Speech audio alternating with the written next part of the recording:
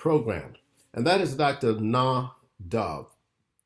Most of you who are on this lecture program, you know Dr. Dove. Dr. Dove is a proud mother. She's a grandmother, and she's a great-grandmother. She's lived in Ghana, Nigeria, Canada, the United States, and the UK. She graduated with a PhD from State University of New York, Buffalo, and with her focus on African culture, women, and education. And she's written many articles, many chapters for books, encyclopedic entries, and two monograph books, African Mothers, Makers of Tradition, Bearers of Culture, as well as the Afrocentric School. The first book was published by SUNY Press, and the second book published by UWP. That book is, this second book is the first book to conceptualize and demonstrate what such a school could and should be based on African culture. She has also co-authored a third book with Dr. Molefi Asante, that would be me, called Being Human Being, which is being reviewed by a university press at this time. She has taught at Penn State, State University of New York, Buffalo, and Temple University. Her accomplishments include involvement in developing African-centered and Afrocentric schools in the United States and the United Kingdom. Dr. Na Dove is assistant professor of Africology at Temple University with a focus on African women and Afrocentric education. She has over 35 years of experience in education, from community-based institutions to developments in Western cities to African rural environments, working for public and private sector organizations. Her specializations include urban city, rural child youth development in the UK and the US, with a background in early child development in Ghana, with special interest in mothers and women.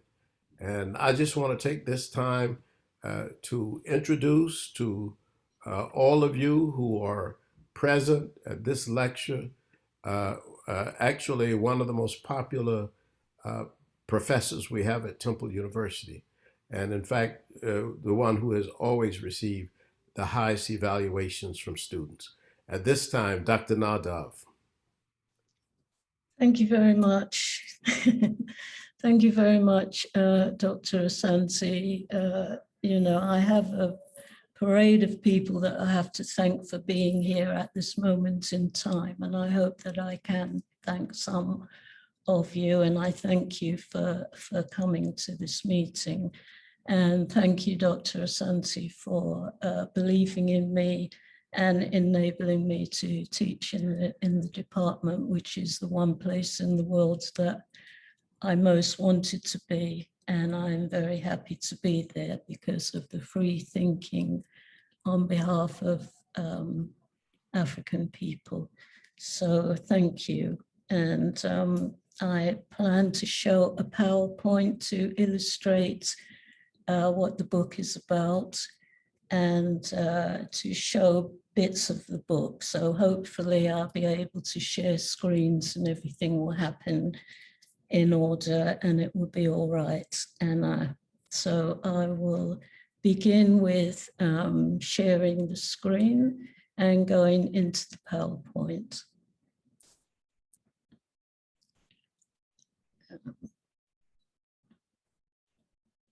So here is the front of the book, and what's important, I'm just going to talk about the picture for a moment, is that there are two people here, Ani and Tutu, who are having their hearts weighed against the feather of truth. And it fairly depicts the ancient African principles. But if you read about this picture, which you can see in the British Museum, you will think that Ani, the man, is the only one who's going to have his heart weighed. But logically, I mean, when you look at the original picture, you can actually see two hearts. And then why would Tutu be there? They're both there. And then later on, because they go through a whole journey of many pages of, you know, trying to go through the sort of obstacles and prove themselves to be perfect spirits. And Tutu is in some of these other pictures. So there's a sort of male idea that there's only one person whose heart is being weighed against Ma'at's feather of truth. So I thought it was very pertinent because it's all about male-female reciprocity, some of the original cultural foundation for African people who were the first people, our ancestors. So they're in the Hall of Justice, and you know, just thought it's an educational journey in my mind.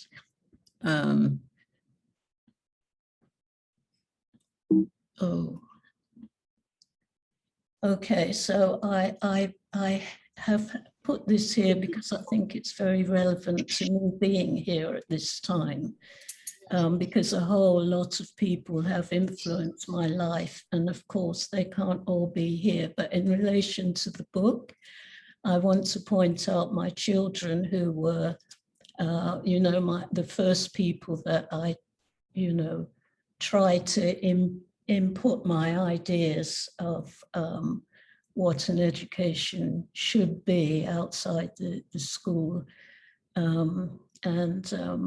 You know, I'm proud of them and I love them, and they're first, and I wouldn't be here without them in reality. Dr. Asante encouraged the publication of the book, and I've used Afrocentric theory, which, you know, many of us have always been Afrocentric in our thinking, those of us who are here at the moment. But it has been developed theoretically in a way that we can actually apply it to life here, has a context.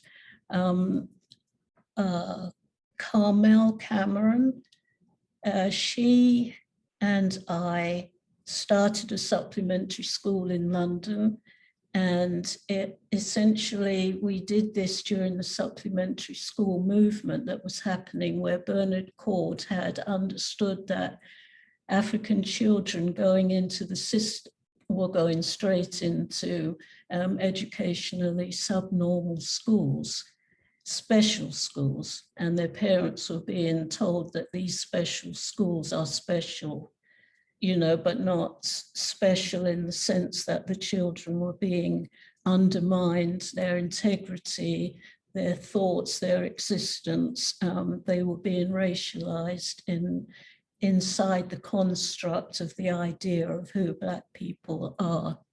John O'Kay, I worked with Carmel, and we formed the school, and we went to other supplementary schools, which are part-time schools in the UK, and to learn how to create a school that would be fitting, because we wanted the children to learn about their African ancestry.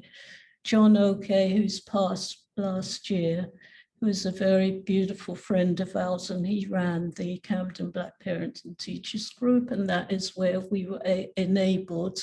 We began with the parents of the group, and we started a school which still exists, but right now it's not the same as the heyday of when we developed it, where we had ideas about how critical it was for these children to learn who they are and to know their history. And today it's more like a homework school.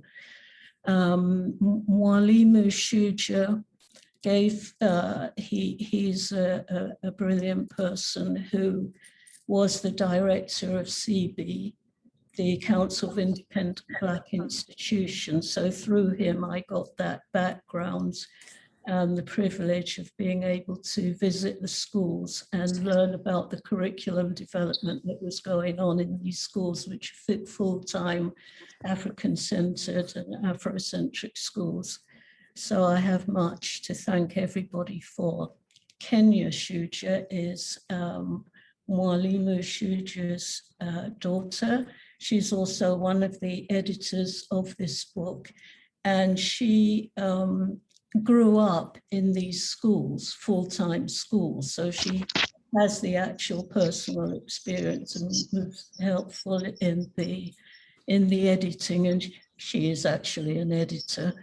And then Hope Dove, who is my daughter, she also attended the supplementary school, and my other children as well, but she has done some editing in this book.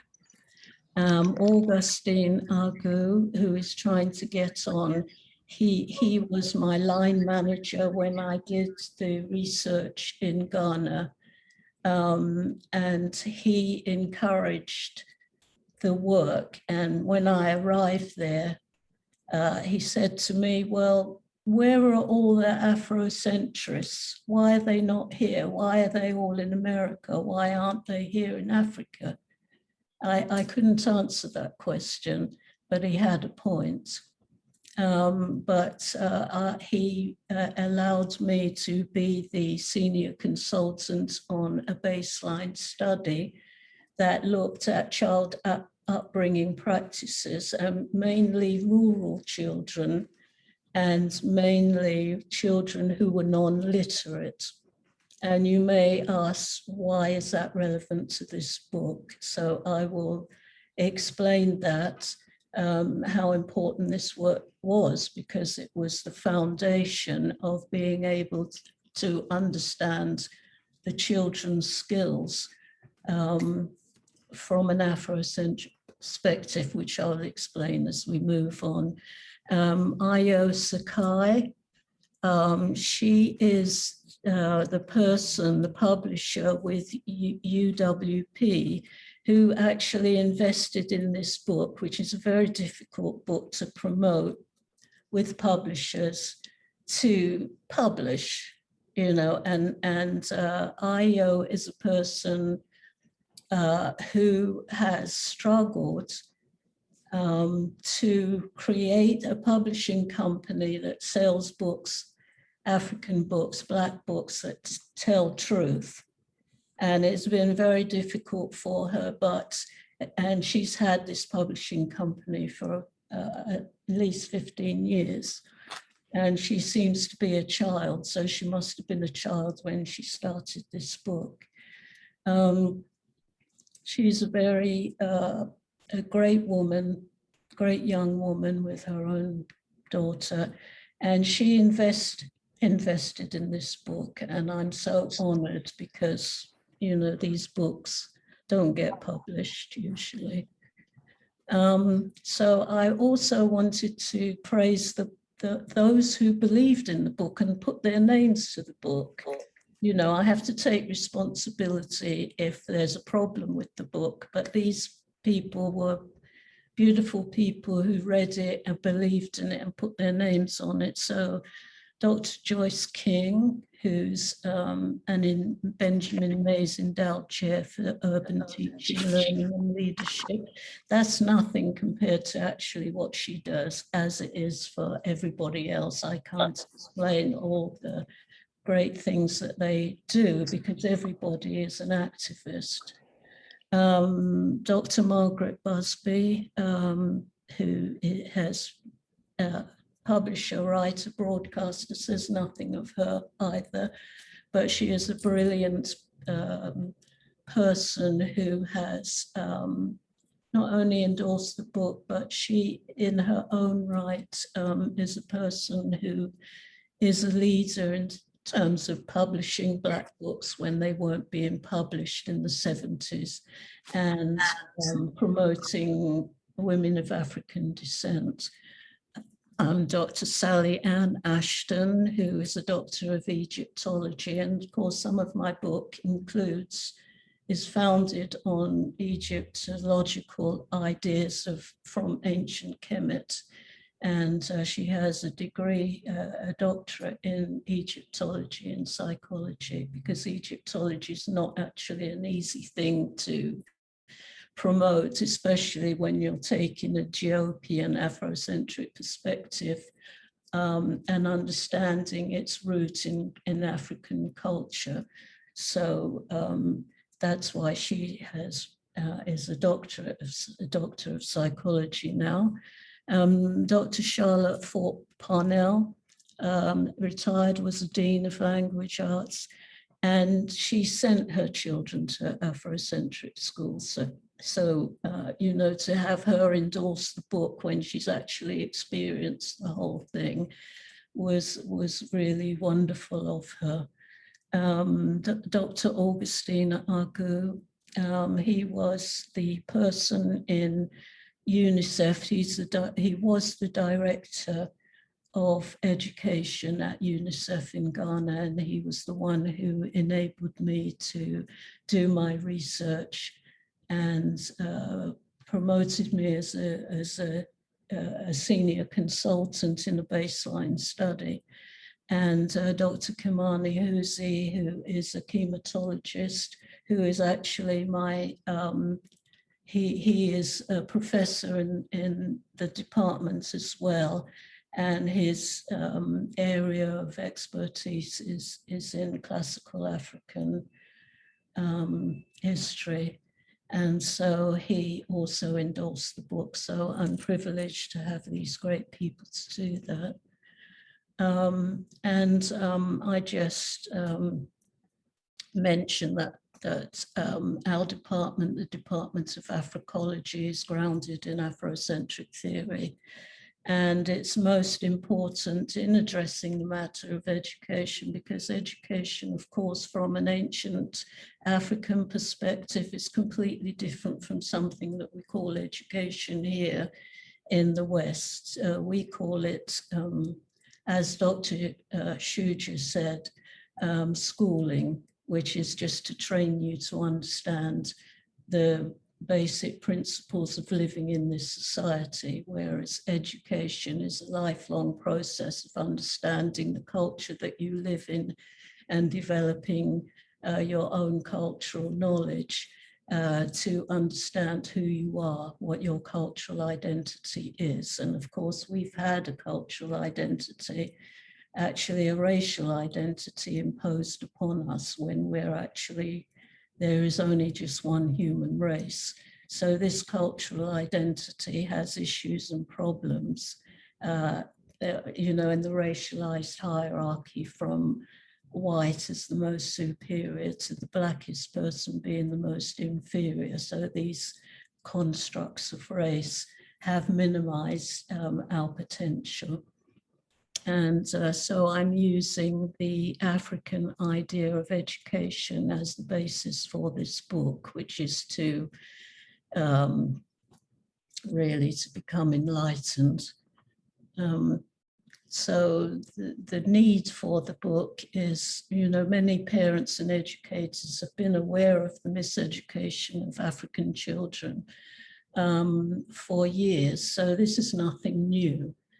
You know, we most of us who are here know this. However, there's been no comprehensive education book that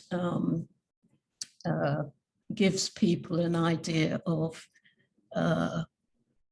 one, how to teach teachers a foundational curriculum that can be used immediately by existing schools that may be created. So within the book, there's the idea that you can develop these schools, and there are actually plans for how to go ahead and do that, because I've been lucky enough to have a background in meeting people who have developed different types of schools, from a sitting room to a huge institution. So, and also, you know, I'll explain as I talk about the book, the development of children from pre-birth to 15 years. So I actually use the baseline study from Ghana, where the skills of the children are used to as standards for understanding what children are doing at certain ages. So the blueprints uses Afrocentric principles to create knowledge that can help children know who they are and prepare them for the world that they live in. Many Black schools are frightened to have schools like this because they think that the children are being directed to some alien interpretation of who African people are, and they're being taken off the schooling trail to learn who they're being constructed to be. So they have a problem that it will take the children away from that, and therefore they will not be able to achieve good scholarship. And it's actually the opposite. And this book tries to give credence to teachers and parents and their hopes and aspirations for their children. So it's very respectful in that way. Let me see, how do I get to the next one? Okay, this is basically how the content goes, the overview, and I will show you the book so you can see, but this is how I try to put the whole thing together. So it's got the racialization of humanity, the understanding that, you know, that we all came out of Africa, and that we are descendants of our ancestors who were the blackest skinned people. These are our people. Reclaiming African knowledge, using African ideas to understand what knowledge actually is. And culture-based study, it explains the findings from the baseline study. And it has the curriculum there and how to assess the curriculum and how to make sure that you are asking the right questions to understand, to know what your children are learning and how they learn. And then there's a part to show you show the locations, possible locations of these schools and how to go around about developing them. The expectation of the children's skills development is evidence-based, relying on that baseline study, whilst Piaget used his children to draw his conclusions regarding their cognitive skills, which most teachers learn across the world based on Piaget's ideas. My study gathered data from over 800 parents. And however many children that they had, I used the parents' interpretations of what their children know. And it has been used to create an educational approach grounded in the Afrocentric idea. The book is written for the African diaspora teachers, students, wherever they exist in the world. It's not limited to one place. The aim is to offer the teacher, the school administrator, and curriculum officer a practical research-based model derived from the best of our African philosophies and traditions. The blueprint is grounded in a belief in the potential and ability of children to reveal their special genius when they are taught from an Afrocentric perspective.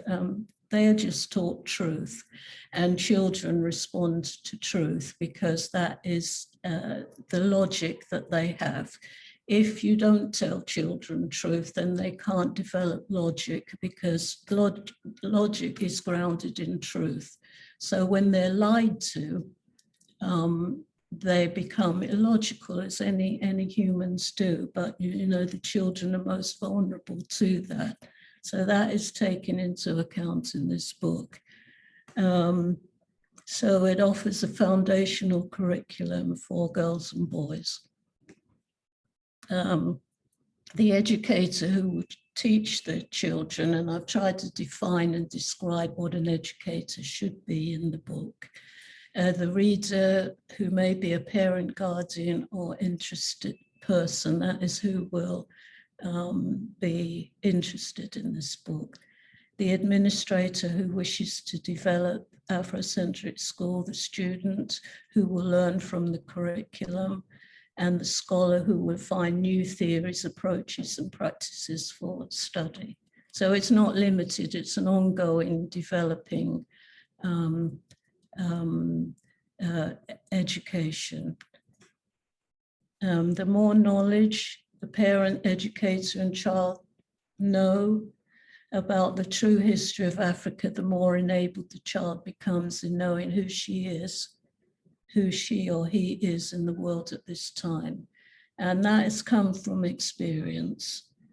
It is believed that he can then understand her potential and who she might become. An objective is that the African descended girls and boys will have access to information outside the conqueror's cultural teachings. Children of African descent, particularly those of the darkest hue, mostly attend schools to learn who they are not.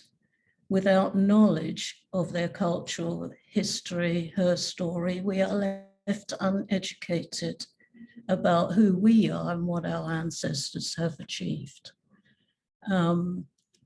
The Afrocentric School considers the construction of race to be a falsehood. Race is culturally constructed. That is what is foundational in the book. That is the premise upon which the book is written. In the Afrocentric School, there's a focus on the ancient teachings in Africa. Ancient Egypt, Kemet is one of the oldest, and I'm sure all of you know this, but still I want to say it in case you don't all know it. One of the oldest African civilizations of which there is proof of its existence and knowledge. And there is the understanding, the primary understanding, that Kemet's cultural belief system was grounded in female-male reciprocity from which higher learning arose. And it's only logical that if the man and the woman are equal and try to become harmonious in their relationship, that is the best time where you can develop an actual civilization that cares about its people, that produces ideas of higher learning, which we're still basically trying to understand in this society now. So even the whole idea of evolution for African people, it has gone the other way. So we can't even, really take that seriously. So the teacher really is, the person who is a Sankofa educator. You take from the past the finest knowledge. So you have to learn about the past, because you can't possibly build anything of the future if you don't know the past. And that is what's happened to African people.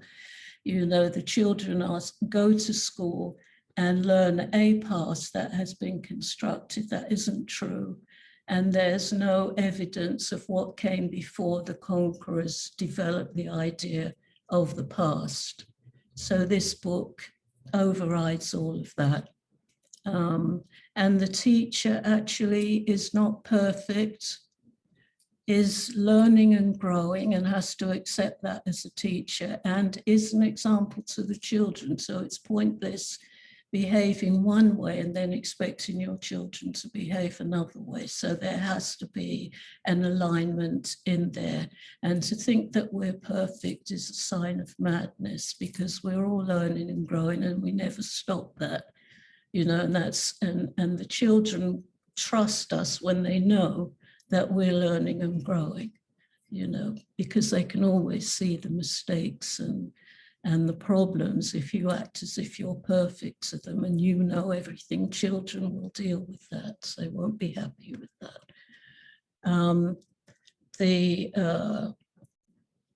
I've used the 7 liberal arts to be able to evaluate the children's skills development as African children in these rural areas. So even though they were not literate, they actually practiced ways of existing cultural knowledge that enabled them to know who they were.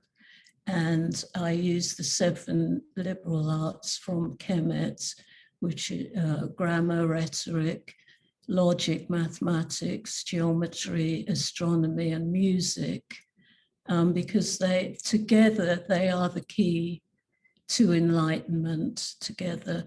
So I use that to evaluate, what the how their courses should run, how the curriculum should run.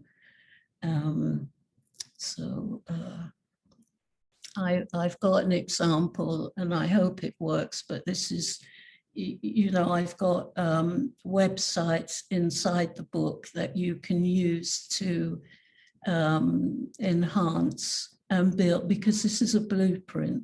So there's much that you can use to build upon what is already there. So you could take what is already there, which is plenty, and build on top of that.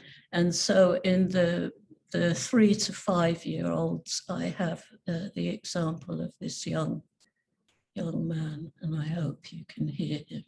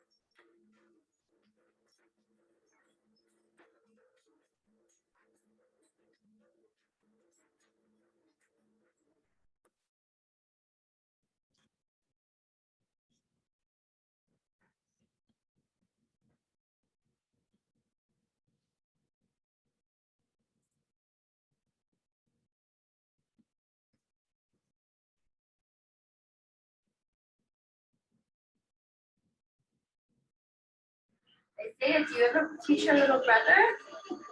Little brother, he knows in San Francisco. He got one. He used to go to Yuma. He got one. Huh? You know that you play the inside yellow with people. But you don't know to do the story, you just know to do like that. You just know how to do like that. Just know. Can you get him to play for us a little bit? I said, do what? Do. No, it's two, but now it's 10. Because it's two now, so it's not.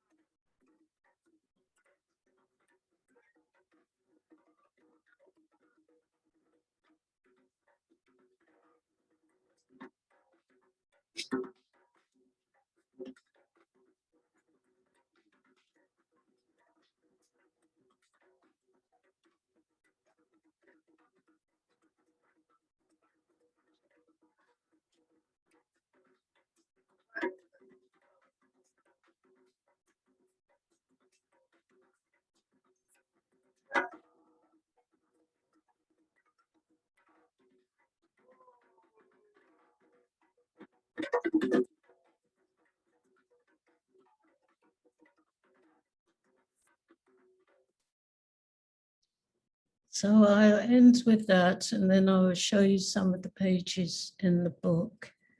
And I'm hoping that I will know how to do that. I stop the share, and then I go to the book. Can you see that? Maybe not. Do you see it on your screen, Dr. Dove? I only see it on my screen. Maybe you can. So do I leave and then share again to put that in? I'm not sure. Dr. Joyce says that's what you do. Yes. Marcus. Oh, okay. All right. Okay, then. Very sorry. Okay, now I'll put that here. I come out. I leave.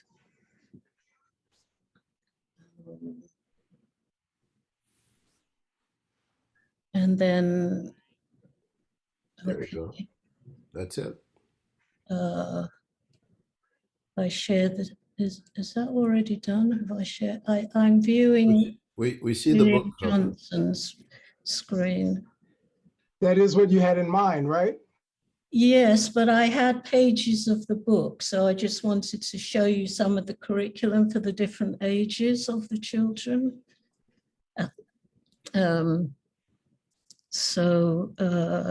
I think I'll try sharing the screen again, and I need to get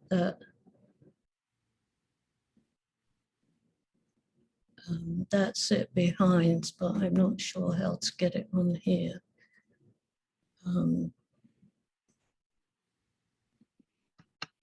Yeah, maybe that's it. Okay, that I think that's it then. So now I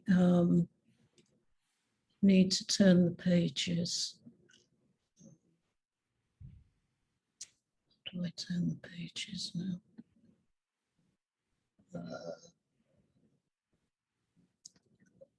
I think it's at the top.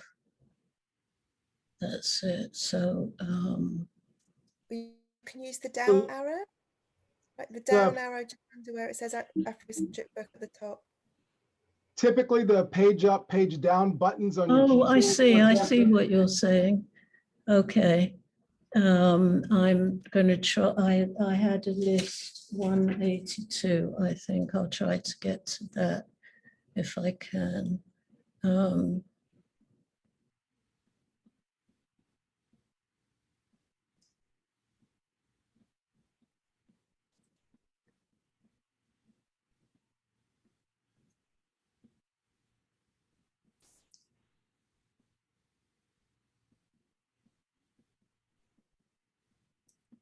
these are all the different things that the children were their skills development from 0 really to around 10, I think, 9 or 10. And then I built upon after the ages of 9 and 10. So those are the, you know, so that you can see what they were doing and apply them, their skills development. So I've used, as I said, the 7 liberal arts.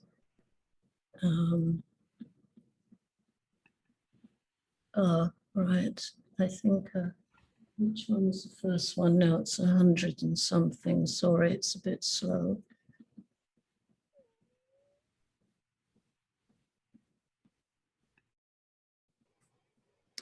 If you type in the page number where it shows 114, that should get you there directly. Oh, okay, thank you. I've never known that all my life. 182. And then Then enter. Oh, I should have entered. Sorry, I'll do that again. 182, enter. All right. Yeah, so I'm looking here at logic, the development of logic and the game of Senet that led to chess. And then I just explain here how the children can play chess. And there are all these organizations all over Africa where the children are learning to play chess. So, you know, could do Zoom meetings with the other children. And that is a part of the whole thing. Every single year, the children make contacts with other children to show, you know, what they've been performing and developing and so on. So the next one is where I look at. Now, could you zoom in? Oh, Zoom right. in. Yeah. See the plus? Yeah, go to plus up. Yeah, to 100, that's it. Can I get that in there? Okay, so you know, here's the planets explained here, and you know, the movement of the moon. These are the 8 and 9-year-old children here. There's 190. I'll get to that. It's only 3 pages. So no.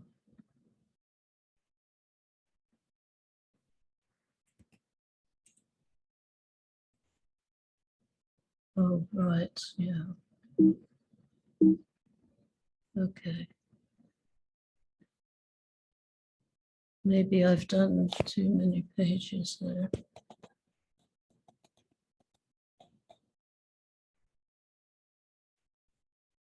Okay, so here the children can learn how to make a solar oven, you know, using clean energy and so on. It's a pretty fairly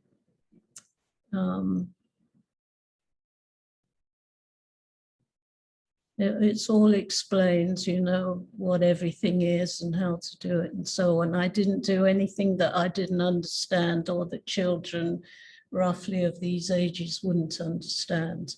But you can do what you want with it. You know, these are conforming to the ages of the children, of the rural children and their skills in Africa. So let me see. 193, and you know, I'm using the ancient pictures of African, which they're calling martial arts here, and then the capoeira, and also you can get the YouTube and show them, you know, the children learning. This is a picture of Haitian children learning from Brazilian teachers. And, you know, it explains all these things. Let me see. 200.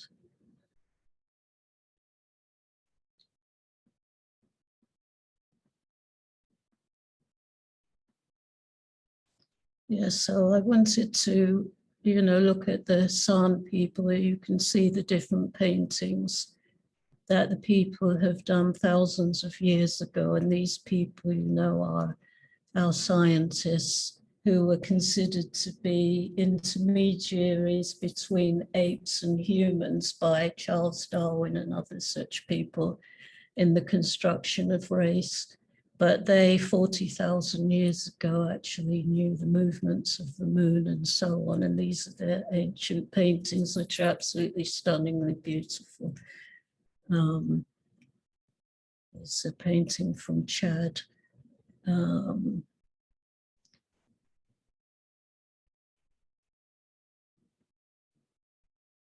And I tried to show, I didn't do anything that I couldn't understand and do. How the children can use the Kemetic numbers.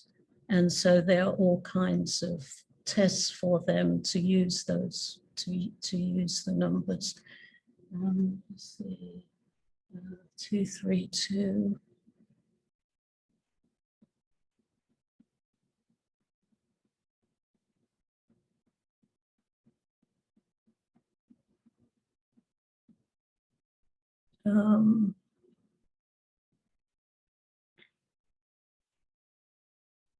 See, there's each of the pages, they have questions that they need to answer in relation to their teachings and so on. And I've tried to show how the room setup should be so that the children are familiarizing themselves with all kinds of images, educational images for them that are helping develop their cultural identities and so on. And then, let's see, I think I've got that on 268, sorry.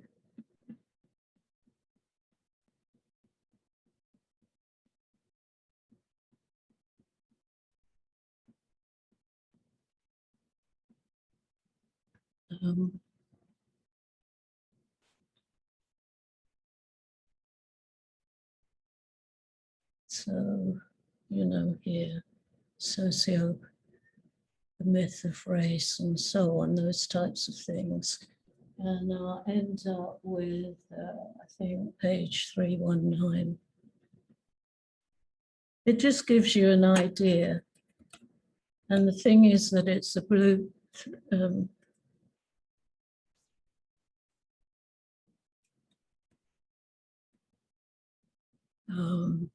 return. So we look at the, the people, the meaning of music. There's always the, right at the beginning, there's a definition of these liberal arts and what they actually mean and how they're put into the curriculum courses, because they're all part of, becoming enlightened. That's what they are. So, I've tried to explain all that. So, I think I get out, I stop share, and yeah, so that's, a basic explanation of the book. So you can actually take parts of it, you can do the whole thing. It's not that these things have never been done before. What it is to have it there at your convenience. So that you can build. But what it is, my stomach was weird. Yeah. Didn't have enough time in the morning, and then it was like the bit where I then came over to. May I ask everyone to mute their microphones, please? Yeah, thank you very much.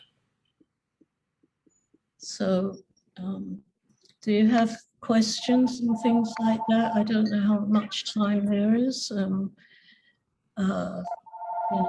Okay, so there is one, Dr. Dove. Okay, let me just try to mute everybody first. I'm sorry. Okay. Okay.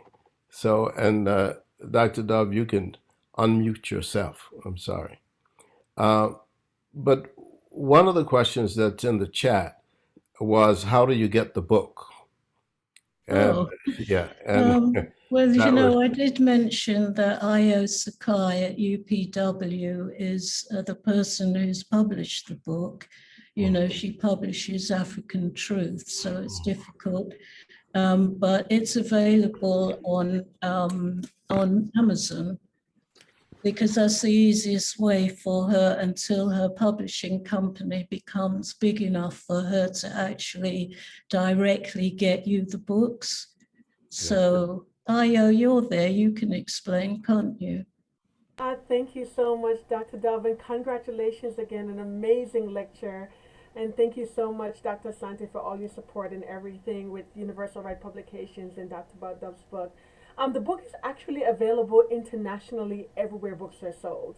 So you can find this book in Amazon in Japan, in Australia, in Canada, right here in the United States, Barnes and Nobles, and Amazon. So the book is very widely distributed, and you can find it anywhere books are sold. Thank you very much. I didn't know that, so that's great. okay. All right. Are there any questions? If you have a question, please unmute yourself. And I just want to say I posted, this is Dr. Smith. I posted some of the links in the chat as well, Dr. Dove, where people can access the book, including Target and Amazon. Okay, thank you very much. That's wonderful of you. Thank you. Well, that's a wonderful colleague. That's right.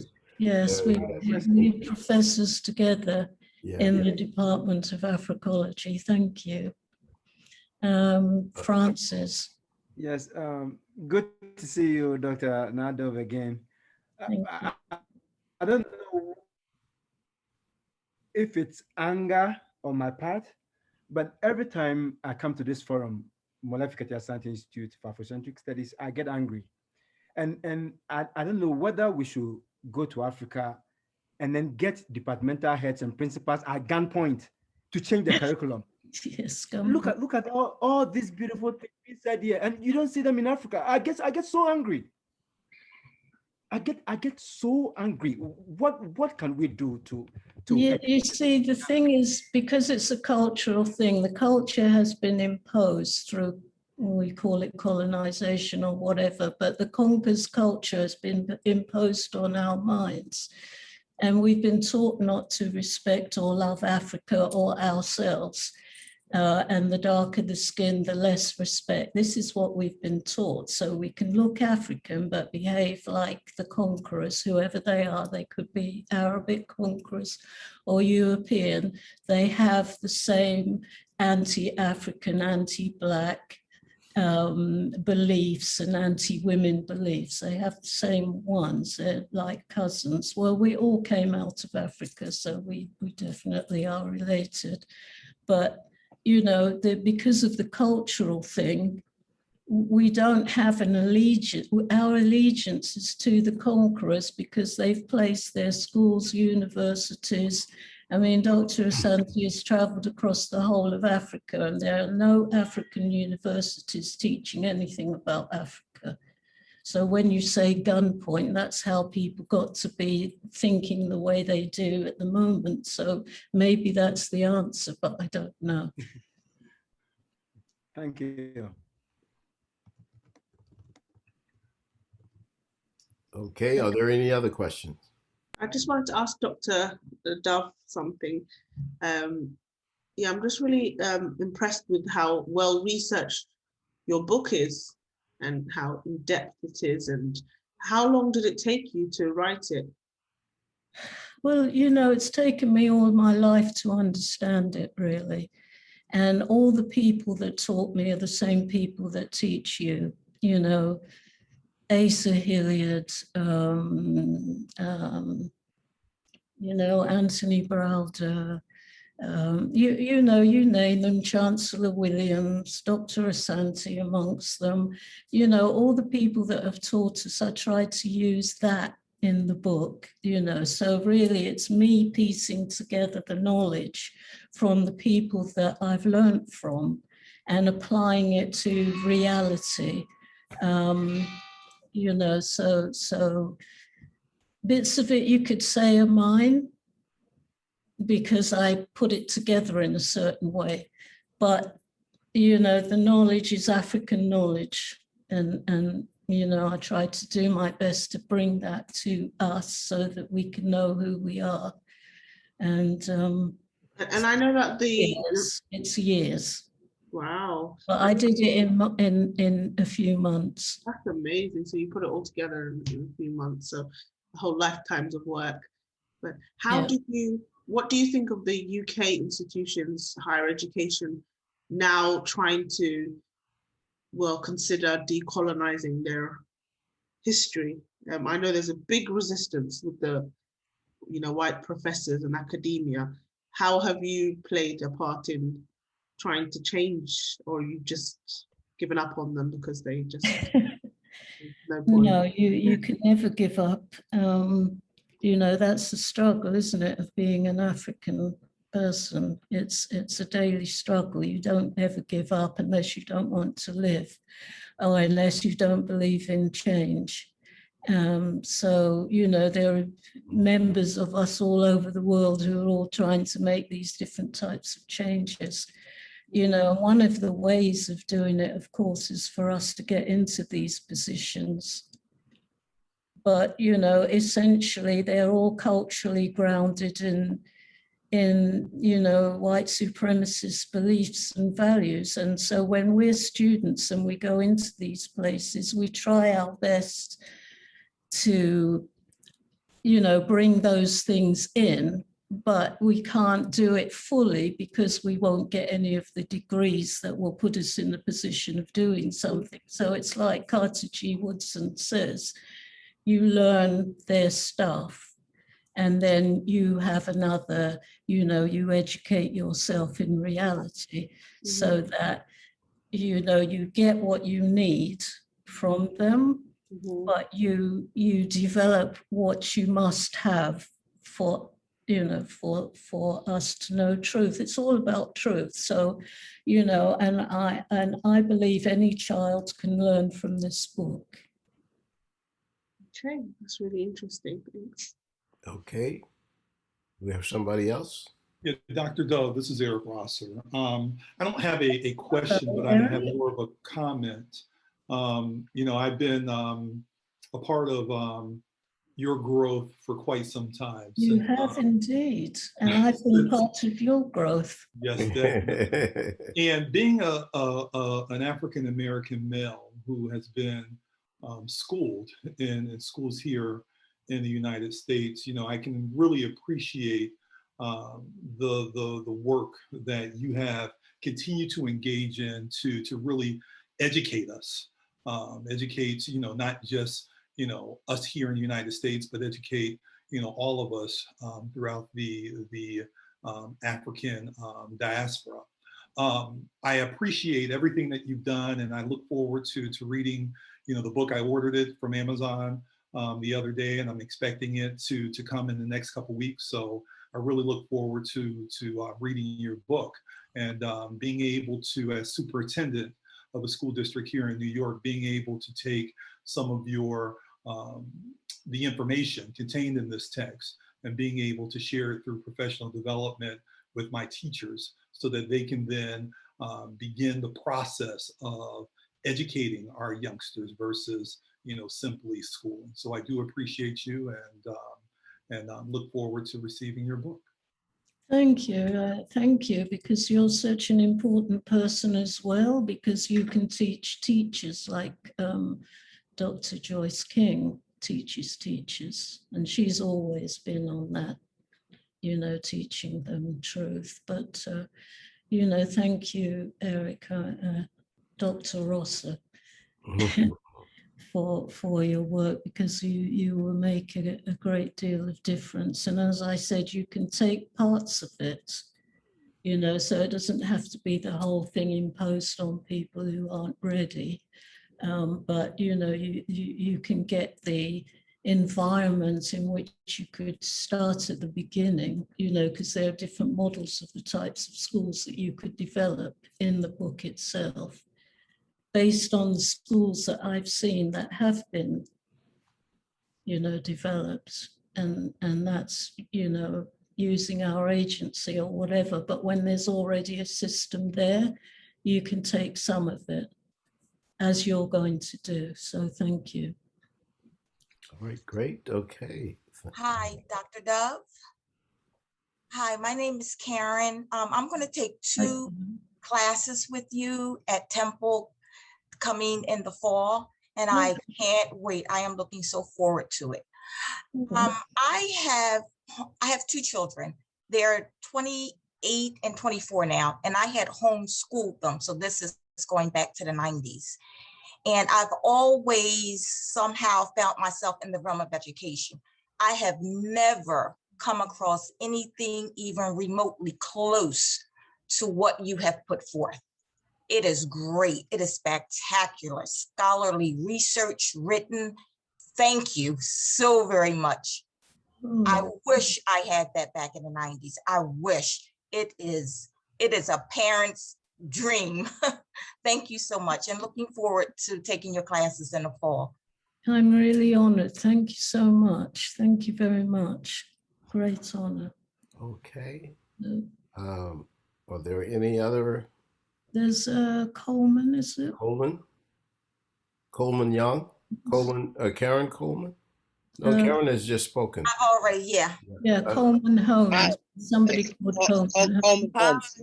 I like to. Good afternoon. Oh, go ahead. Coleman, go right ahead first, and then we'll get the next one afterwards. Coleman, you on the phone? Yes, I am. Coleman is one of the founders of the Department of African American Studies at Temple back in the 60s. Go ahead, Coleman. Right. Thank you very much, Dr. Asante, and thank you, Dr. Dove, for your scholarship and for this excellent presentation. And I'm going to ask a question that probably is very obvious to those of us assembled here, but might you comment on the deleterious effect on the logic development of the African child's mind when, unfortunately, so many of our parents continue to teach their children about a Santa Claus, an Easter Bunny, a tooth fairy, and an unseen guardian angel? Yeah, so these are cultural things from Europe, and it's imposed upon our minds because we live in it, and it's about making profit from stories, from myths, from lies. It's a process that people have to go through to understand what it is actually doing. But I don't think that the damage is so great that people can't learn, that children can't learn, because when truth comes into the picture, children always gravitate towards that because they come in, from the ancestral realm, and they come in, they seek the truth. It's our responsibility, obviously, to give it to them. And sometimes we don't know how to do that because we've got no information and we don't know truth. So it's really an imposed ignorance. And it's difficult to really blame parents and call them this, that, and the other, when really, if you go to school and there's no information, you can't compare and contrast. You're just being inundated with stuff that the conqueror wants us to know, so we can't blame people for taking that into their minds and using that and doing the best they can with it. But, the idea is that we're always trying to, learn. And that's what we have to do, is to learn and pass on information and do it that way until we are strong enough to be able to challenge this system. I'm very blessed because I'm a professor in a department. I can teach you know, I teach a course from Africology called The Black Child. Now, most of my students have been Black children.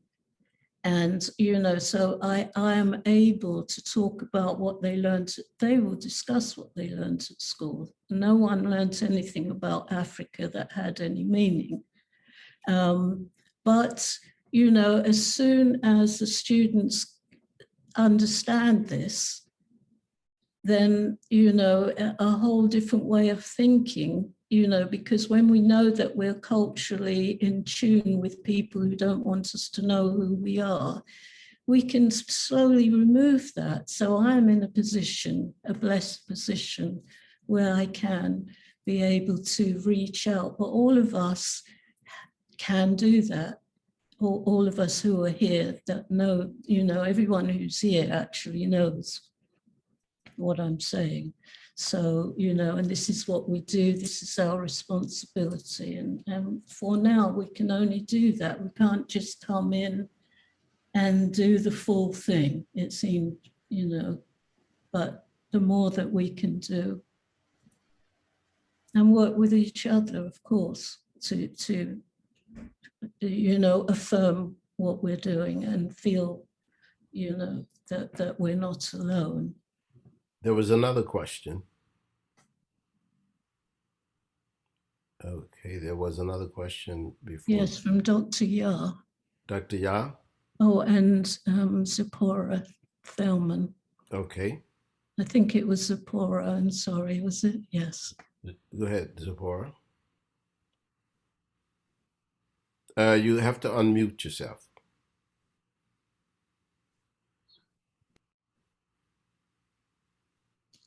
It unmuted and then it went mute again.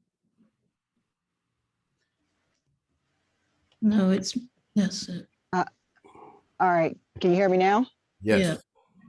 Oh, all right. Hi, Dr. Dove. Yes, I'm Ms. Zipporah Thelman, and I'm, you know, from Philly, you know, Philadelphia, Pennsylvania. I'm full-blooded Aniamwea, renamed Cherokee and Sioux Nations.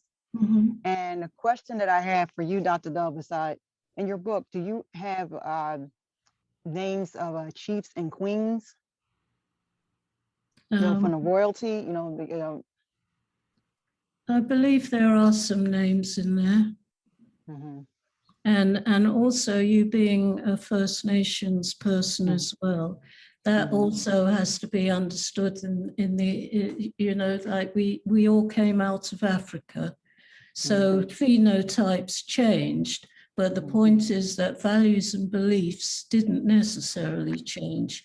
So, you know, First Nations people actually exhibit African ideals and principles, male-female reciprocity, balance, truth, you know, that because even if First Nations people don't look African, and many do because they never lost that particular phenotype, the values and beliefs, the cultural values of beliefs are the things that make the connection. That's why culture is so important and race is so important to throw away, because it keeps us all divided.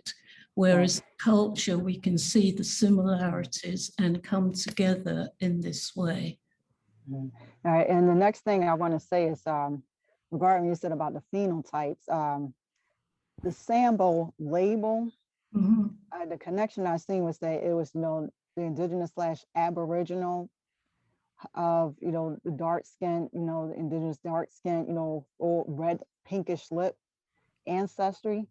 And it was given that, you know, that bad label of Sambo. And I had recognized the, you know, connection that someone had shown a statue. It was 2 statues of the ancestors. And what was, I would say, I'm gonna use the word scary, is how the second statue looked like Little Nas X. Okay, well, the thing is that, you know, that is everywhere. That is everywhere. But we've got to, you know, that's part of the dissemination of all this stuff. In the book, there is it shows the Caribbean islands and the First Nations people on those islands. So there is that before African people came. And And then all the leaders, all the people that have made social change have fought on the islands and in Africa. It's got those people there as well, because the children should know the liberators. So it has that in there too. And if I may, Dr. Dove, just to interject, I see that we have Dr. Swahili, Dr. Swahili from Salvador, Brazil. He's a Shanuti for AI, but he's also a great scholar, and he probably is aware that for the Africans in Brazil, Zumbi is one of those fighters or resistors who helped to establish, well, after Zumba Ganga, the Palmares Republic. So I just happened to see him, and I just wanted to make that comment. But yes, go ahead. She says, sorry, Dr. Yao. All right, thanks for answering my questions, Dr. Dove. Thank you. Thank you. You're welcome. Greetings. Go ahead, Dr. Yao. Greeting, Alafia, Jumbo to all my elders and to my brothers and sisters. Dr. Dove, I just wanted to find out, is there a way to hold court with you? Right now, I'm so glad I'm inspired by your talk, because I'm Haitian and I have a grassroots organization with Haitian in Haiti that lives in the remote southeast mountain of Haiti. I've been working with them since 2016, and last year we had our camp. And I had empowered the young adults to become the professors. I call them the professors because I felt, you know what? You guys can teach the younger ones. Usually they would have to get up at 5 o'clock in the morning, walk an hour to take the bus, to go sit and learn the Euro-Christian. And I told them, no, you guys can actually do this camp. So I work with my spiritual godmother, Baina Bello, and I said, well, what kind of curriculum can I teach them? And she said, well, start with the environment. You know, let them learn about the plants. What are the plants, you know? And you mentioned the drumming. And we do, I didn't think of that, but I'm gonna ask them to find someone who drum, because that's part of their ritual. So basically, I just wanna know, is there a chance, I will be getting your book, is there a chance I could have a little short conversation, since, you know, I'm hands-on right now trying to make this happen for July 1st. Certainly, and the book does have plants, healing plants in it, because the baseline study found that the children around 4 years old learn, you know, the different types of plants and their healing qualities and so on. And so that's incorporated into the book, so that certain skills that the children have are in part of the curriculum for the children to learn about. So yeah, so that's in there too. So that would be helpful. And you can change things, you know, when it's there, you can see the model and you can build upon it and use the plants that are sacred to your area in particular. So I've given examples, but you might have different plants, but you could use the same curriculum to ask them the questions, to grow the plants, to find them, to learn what they do and all that type of thing. That's in there. May I just leave a number for Dr. Yah, and for anyone who wants to contact me or Dr. Smith or Dr. Nehusi. The number is the number is 215-204-8491. And you can just ask for us or leave a message with Miss Wilson, and we'll get back to you. Okay, we have time for 2 more questions. Can I just thank all my children for being here? Excellent. Children for being here. I love you. Without you, I wouldn't be here. Just let you know that. Sorry. Oh, that's great. Thank you so much. Well, we thank your children for being here, and we thank everybody for being here. We have some really outstanding people who've been here for every lecture. I just want to announce the next lecture will be on July the 11th, July the 11th at 4 o'clock. And the lecturer will be, Dr. Molefi Asante. And it will be the Pan-Human Academy. The Pan-Human Academy. Ending Racism. The Pan-Human Academy. The ID Zoom number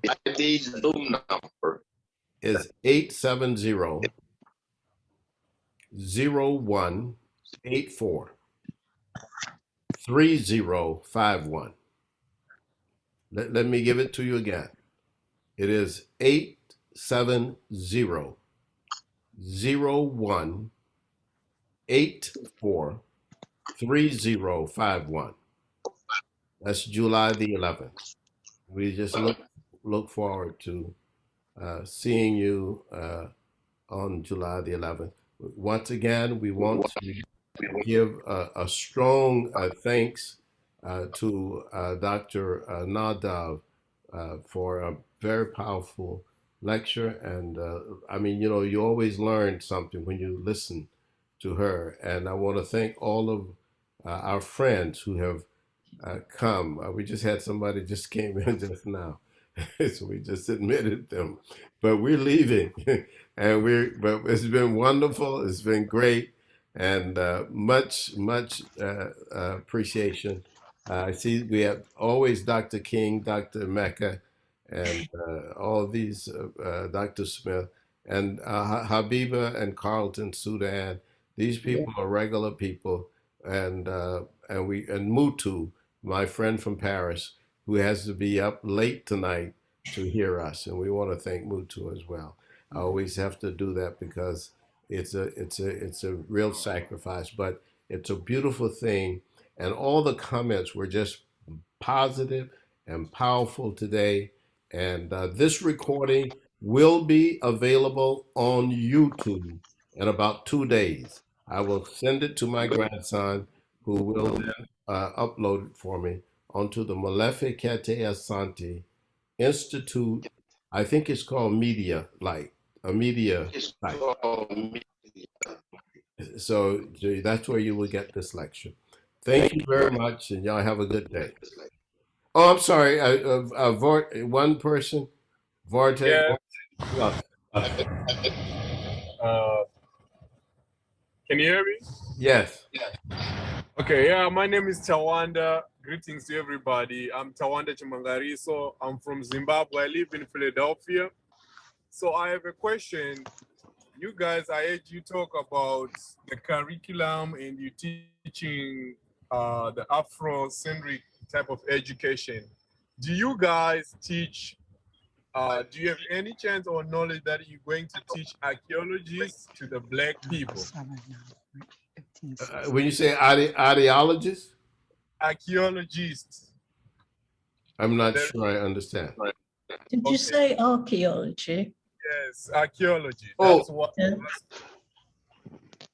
So that's what I want to know, because the reason why I'm asking that is that because the archaeologists who come down to Africa or to Zimbabwe, they say my country, they always tell false information in terms of what happens in the past, because they are white people, they're not Black people. So I think if they are Black archaeologists who goes to Africa, they will go look for the right information and tell the people the truth. So I wanted to know if you, by any chance, you guys gonna have those like courses for archaeologists in the future, or I just want to know that. Okay, well, it's good. Let me just tell you, brother, I lived in Zimbabwe. Yes. And I worked in Zimbabwe. So, yeah. So, and I also wrote 2 articles on the Great Zimbabwe. Yes, and there is a book. There is a book that I wrote called The History of Africa, which really gives you the true history of the not just the Great Zimbabwe, but the other Zimbabwe's in Zloslo and other areas around the country.